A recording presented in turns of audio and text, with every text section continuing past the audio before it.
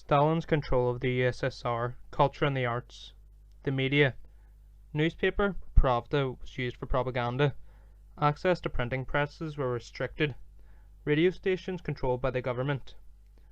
Leisure and public celebrations. The celebration of Pushkin Centennial 1937 used to mobilize the population. Celebrations of the anniversary of the October Revolution became government-managed events.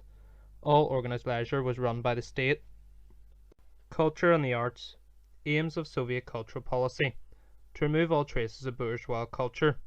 To use the culture as a way of instilling socialist values in the Soviet people.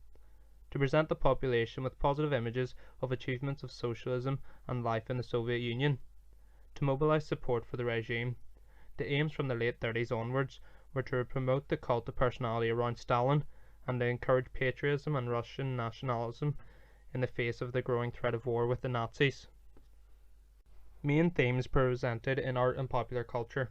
Machines and technology, promoted by the constructivists such as Stalin in the early 20s. Technology could build a new and better future. It glorified objects which represented the worker and the peasant. Futurism attacked traditional bourgeois art and put an emphasis on exploring possibilities of the future, such as a new Soviet society based on communal living. Socialist realism, art that was rooted in the people such as the workers and the peasants. Idealistic representations of Soviet life were presented.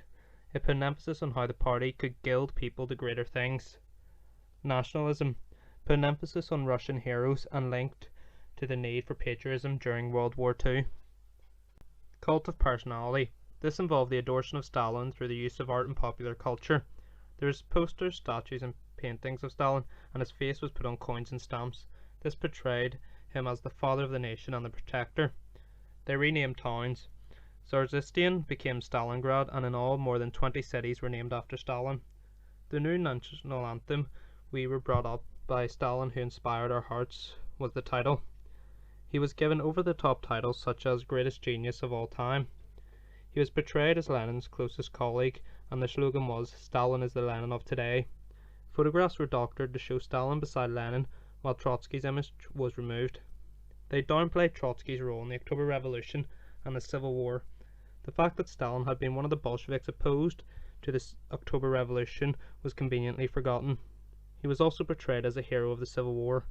The image of Stalin as a war hero became more emphasized as the possibility of war with Germany drew nearer in the late 1930s. Trotsky accused Stalin of using the cult of personality to turn the dictatorship of the proletariat into a personal dictatorship of Stalin.